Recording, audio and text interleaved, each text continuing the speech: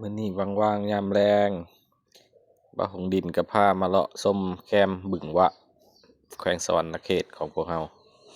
มันก็สิมีตู้มีร้านอาหารไว้สำหรับบริการนักท่องเที่ยวผู้ที่อยู่ไกลได้ผ่านมาแวะใช้บริการตอนค่ำ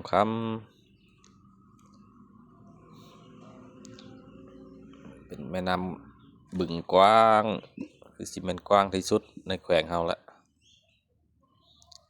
รองจากสุย